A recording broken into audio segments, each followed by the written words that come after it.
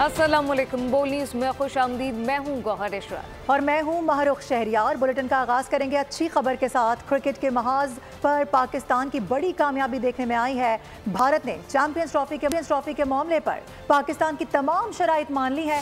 भारतीय मीडिया ने दावा कर दिया है। भारतीय मीडिया का कहना है कि चैंपियंस ट्रॉफी 2025 हाइब्रिड मॉडल के तहत ही होगी। बोर्ड के ऑफिशियल इजलास में ICC ने हाइब्रिड मॉडल की मंजूरी दी और इस जमन में पाकिस्तान और भारत में असूली मुआहदा हो चुका है। ICC चैंपियंस ट्रॉफी 2025 पाकिस्तान में होगी। भारत ने पाकिस्तान की तमाम शराइत मान ली। भारतीय मीडिया का एक और दावा, कहा बोर्ड के इन ऑफिशियल इजलास में ICC ने हाइब्रिड मॉडल की मंजूरी दी। इस जिम्न में पाकिस्तान और भारत में उसूली मुआहदा भी हो गया है। मैचेस पाकिस्तान और दुबई में होंगे। 2026 के T20 वर्ल्ड कप के लिए पाकिस्तान की टीम भारत नहीं जाएगी। पाक भारत लीग मैच कोलंबो में खेला जाएगा। नॉकआउट मैचेस का मामला बाद में तय होगा। 3 साल के फ्यूजन मॉडल को आज ICC से मंजूरी मिलने का इम्कान है। कभी कभी ऐसा भी होता है, फतह के लिए 200 से जायद रन भी कम पड़ जाते हैं। जी हाँ, पाकिस्तान दूसरा T20 भी हार गया है। जनूबी अफ्रीका ने महज 3 विकेटों के नुकसान पर हदफ हासिल कर लिया है। आपको ये बता दें कि रीजा हेंड्रिक्स की शानदार सेंचुरी ने जीत में मरकजी किरदार अदा किया।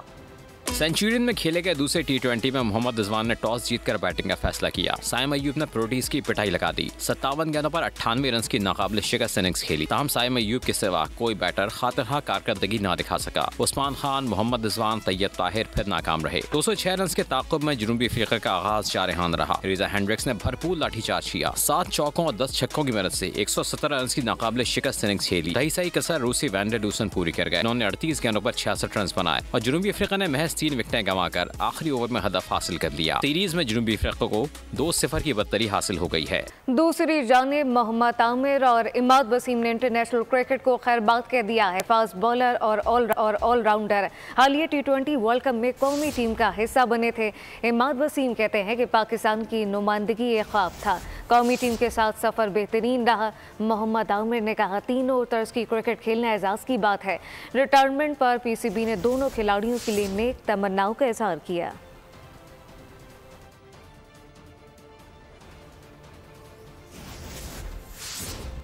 और अब जिक्र अदालती कार्रवाइयों से मुतालिक। आपको बताएं कि 9 मई को लाहौर कलमा चौक पर कंटेनर जलाने का मुकदमा इंसदादे दहशतगर्दी की अदालत लाहौर ने 8 PTI रहनुमाओं को रूपोश होने की वजह से इश्तिहारी करार दे दिया है। इन रहनुमाओं में मियां असलम इकबाल, हम्माद अजहर, मुराद सईद, जुबैर खान न्याजी, हामिद रजा गिलानी, मोहम्मद जावेद, अब्दुल-समद और वासिक कयूम शामिल हैं। अदालत ने मुल्जिमान के दायमी वारंट गिरफ्तारी भी जारी कर दिए हैं।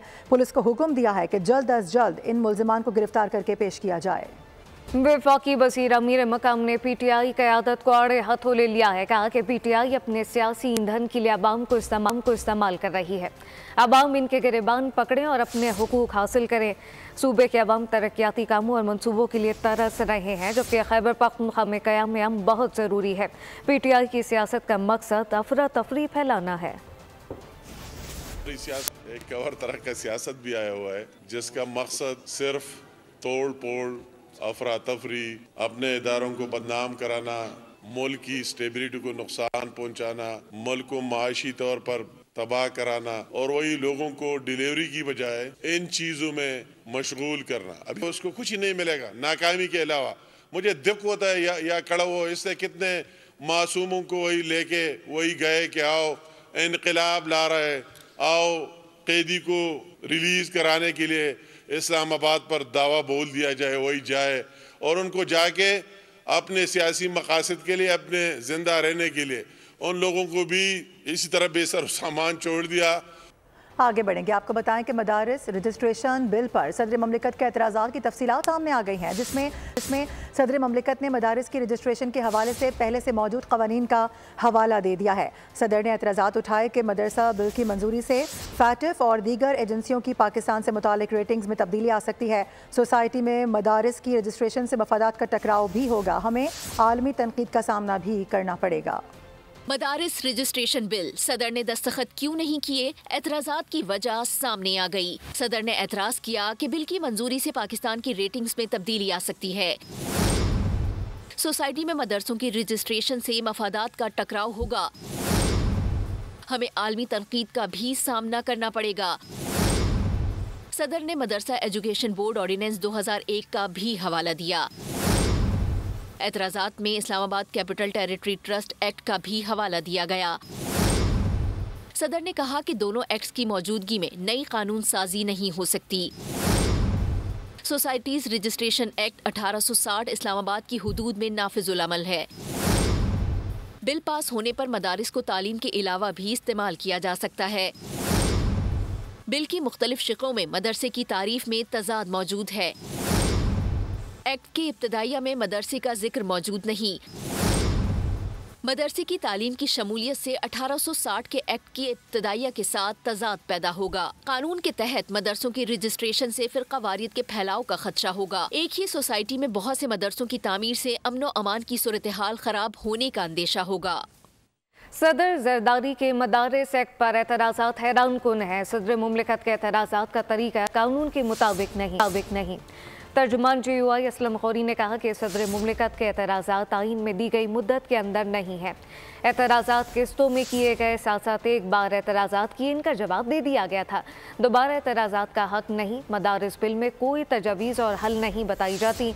लगता है कि ऐवान सदर बैरूनी दबाव का शिकार है।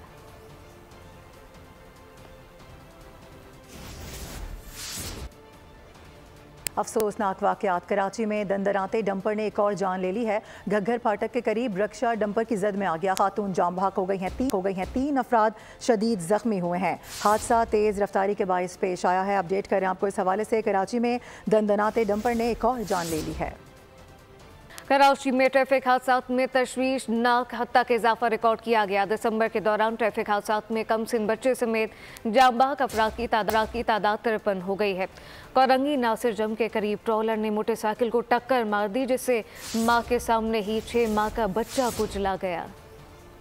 कराची की सड़कों पर मौत बांटती हैवी ट्रैफिक का राज। डंपर ने 6 माह के बच्चे को कुचल डाला। कोरंगी नासिर जम के करीब 18 व्हीलर ने मोटरसाइकिल को टक्कर मारी, जिससे 6 माह का बच्चा मां की गोद से गिरकर टायर तले कुचला गया। मुतासरा खानदान मोटरसाइकिल पर सवार था। अहले इलाका का कहना है कि कोरंगी नासिर जम पर आए रोज हैवी गाड़ियों से ट्रैफिक हादसात में इजाफा हो रहा है। हुकूमत की जानिब से इकदाम किए जाएं। 4-5 बजे जो है ना ये हैवी गाड़ी आ जाता, अब वो कोई रुकने वाला है ही नहीं। ट्रैफिक पुलिस है कहाँ, यहाँ आती नहीं है। यहाँ तो हमने तो कभी नहीं देखी। ट्रैफिक जितनी भी यहाँ पे हैवी गुजरती है उसको कहा जाए कि रात को 11 बजे के बाद गुजरे। हर हफ्ते के बाद हादसा होता है इस सड़क पे, बड़ी बड़ी गाड़ियों से होता है। कमसिन बच्चे की लाश को ज़ाब्ते की कार्रवाई के लिए जिना अस्पताल मुंतकिल कर दिया गया। हादसे के जिम्मेदार ट्रक ड्राइवर के खिलाफ कानूनी कार्रवाई का आगाज कर दिया गया है। और अभी खबर यह है कि कराची के इलाके कोरंगी 6 नंबर में घर में आतिशज़दगी हुई है। फायर ब्रिगेड की दो गाड़ियों ने आग पर काबू पा लिया है। कूलिंग का अमल इस वक्त जारी है। फायर ब्रिगेड हुकाम के मुताबिक घर में मौजूद अफराद को रेस्क्यू कर लिया गया है। बताया जा रहा है कि आग बेकरी में लगी, जो बालाई मंजिल तक पहुँच गई। आतिशज़दगी के नतीजे में कोई जानी नुकसान नहीं हुआ। बलवाल रोड पर चक 26 शुमाली के करीब अफसोसनाक हादसा पेश आया। तेज रफ्तार ट्रॉलर ने मोटरसाइकिल सवार बाप बेटे को कुचल डाला। 52 साला नसीर बशीर और इसका 14 साला बेटा आफ्ताब नसीर मौके पर जाम बहक हो गए। बाप और बेटी की लाशें THQ भलवाल मुंतकिल कर दी गईं, जबकि पुलिस ने ड्राइवर को गिरफ्तार कर लिया है और ट्रॉलर को कब्जे में लेकर थाने मुंतकिल कर दिया गया।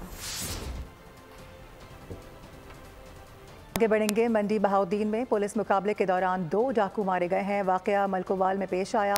पुलिस के मुताबिक मुल्जिमान को नाके पर रोका गया। इस दौरान मुल्जिमान ने अंधाधुंध फायरिंग कर दी। जवाबी कार्रवाई में मुल्जिमान हलाक हो गए। ये डाकू कत्ल, डकैती समेत दीगर वारदातों में भी मतलूब थे। चेयरमैन पेमरा मोहम्मद सलीम बेग और दीगर हुकाम की बोल न्यूज़ हेडक्वार्टर आमद हुई। बोल न्यूज़ आमद पर चेयरमैन पेमरा का chief operating officer Shahid Javed ने इस्तकबाल किया। इस मौके पर head of HR Mohammad Shafqat और डायरेक्टर न्यूज़ मोहम्मद इमरान अहमद मौजूद थे।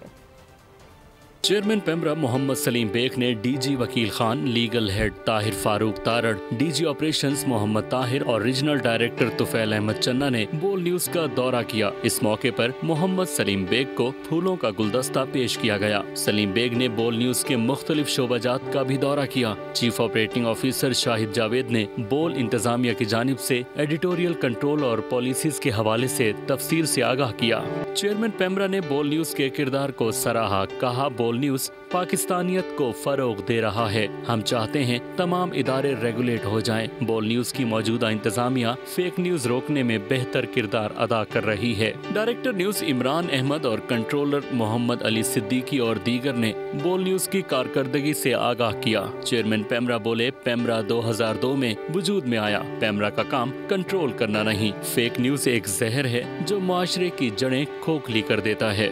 2002 में पेमरा बना। खुले दिल से ये बात कहूँ कि PEMRA does not want any control. हम कंट्रोल के हम चाहते हैं कि मीडिया के साथ इंटरफेस हो। जो फेक न्यूज़ है वो किसी भी माशरे के लिए एक बहुत ही ऐसा जहर है जो जड़ें खोखला कर देता है। हुब्बुल वतनी को फैलाने में प्राइवेट ब्रॉडकास्टर्स अहम किरदार अदा कर रहे हैं। तमाम टीवी चैनल्स में जाकर ट्रेनिंग फराहम कर रहे हैं। पेमरा कवानीन से तफसीली आगाही फराहम करेंगे। चैनल्स जो है ना वो पाकिस्तानियत को फ़रोग दें, इसमें कोई शक नहीं है कि हुब्बुल वतनी के फैलाने में प्राइवेट ब्रॉडकास्ट मीडिया का बहुत रोल है।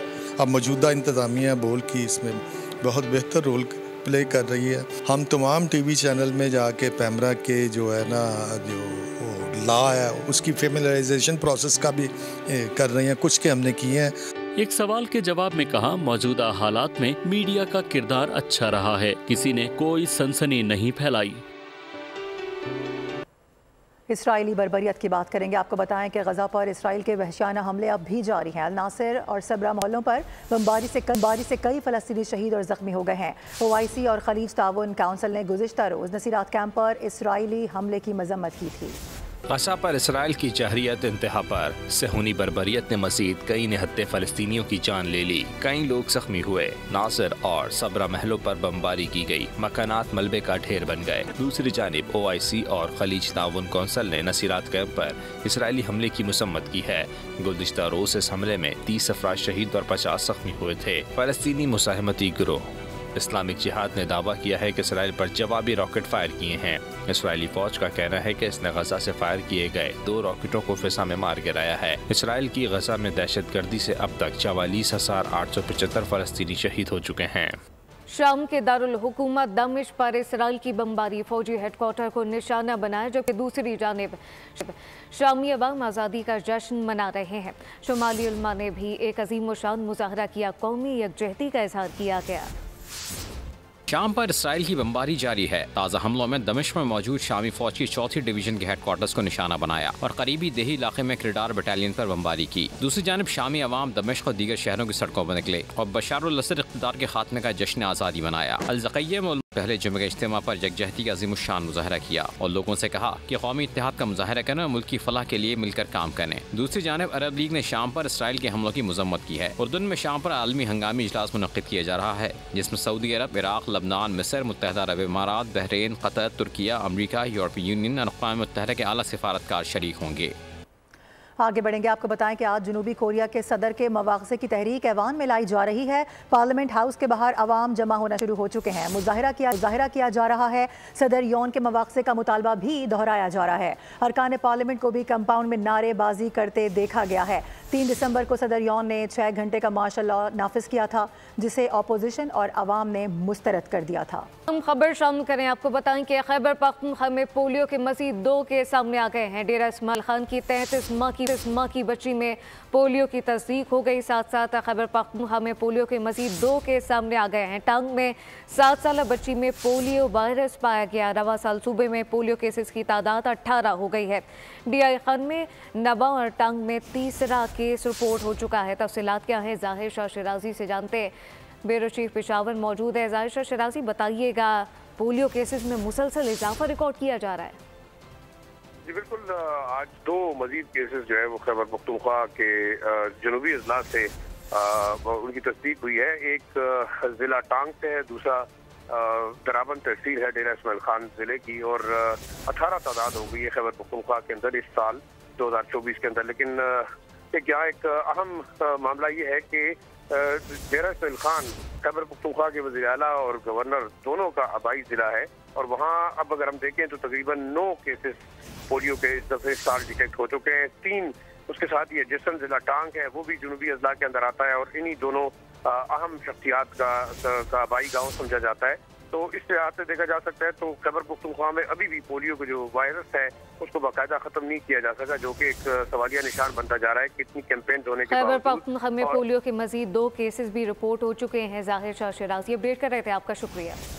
अहम खबर शामिल करें, आपको बताएं कि कराची में मोटरसाइकिल की टक्कर से 12 साला बच्ची जाम बहक हो गई है। बच्ची की शनाख्त यासरा गुलाम के नाम से कर ली गई। हादसा माड़ीपुर रोड पर पेश आया है। आपको बता दें कि हादसे का जिम्मेदार मोटरसाइकिल सवार मौके से फरार हो गया है। इंतहाई अफसोसनाक वाक़या रिपोर्ट हुआ है। एक और हादसा रिपोर्ट हुआ है। ट्रैफिक हादसात में मुसलसल कराची में इजाफा देखा जा रहा है। अभी खबर ये आ रही है कि मोटरसाइकिल की टक्कर से 12 साला बच्ची जाम बहक हुई है। बच्ची की शनाख्त की गई है यासरा गुलाम के नाम से, जबकि ज़राए बता रहे हैं कि हादसा माड़ीपुर रोड पर पेश आया है। हादसे का जिम्मेदार मोटरसाइकिल सवार मौके से फरार हो गया है। अपडेट करें आपको इस हवाले से। अफसोसनाक वाक़या, कराची में मोटरसाइकिल की टक्कर से 12 साला बच्ची की जान चली गई है। बच्ची की शनाख्त यासरा गुलाम के नाम से की गई है। रेस्क्यू ज़राए ऐसा बता रहे हैं। इसी हवाले से बात करेंगे। खुर्रम गुलजार हमें ज्वाइन करें। खुर्रम, मुसलसल हादसा रिपोर्ट हो रहे हैं, एक और हादसा हो गया है। जी बिल्कुल, ये रोज के हादसा रोज का मामूल बनते जा रहे हैं। ट्रैफिक हुक्काम दावा करते हैं कि वो कंट्रोल करेंगे, लेकिन ट्रैफिक पुलिस की जानिब से दावा करने के बावजूद शहर में हादसा बढ़ते जा रहे हैं। सुबह बिन कासिम में एक हादसा पेश आया, अब जो है माड़ीपुर रोड पर एक हादसा पेश आया जिसमें तेज रफ्तार मोटरसाइकिल सवार था। इसमें राहगीर एक 12 साला बच्ची है, युसरा नाम बच्ची का सामने आया है।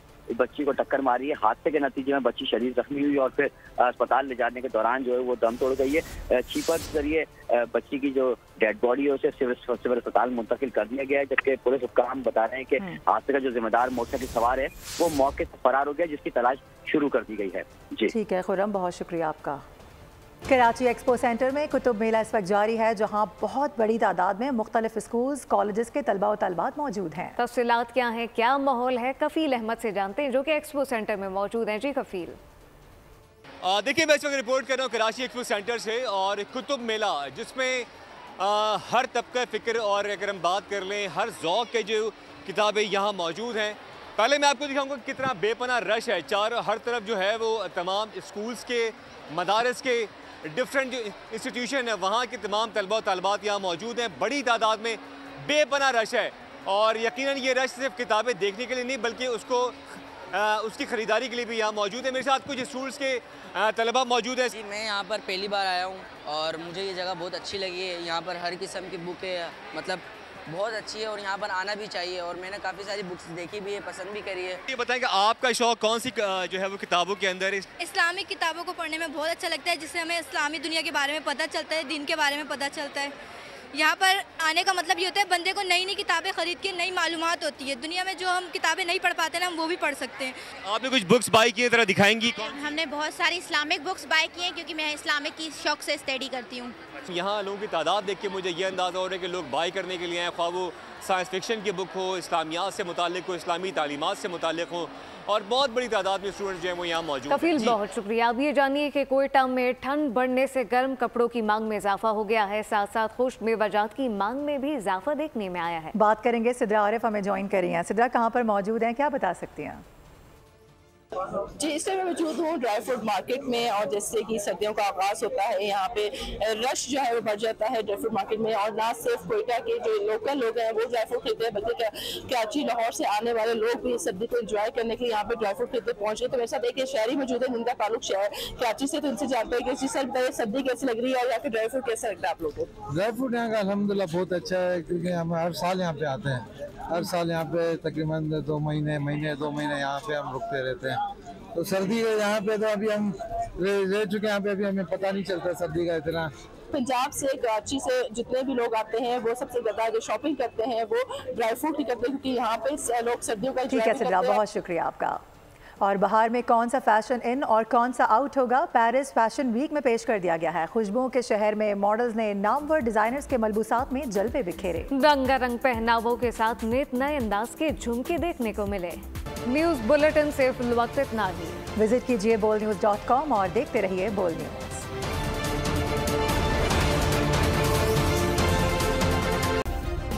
सब्सक्राइब करें और बेल दबाएं ताकि कोई खबर रह न जाए।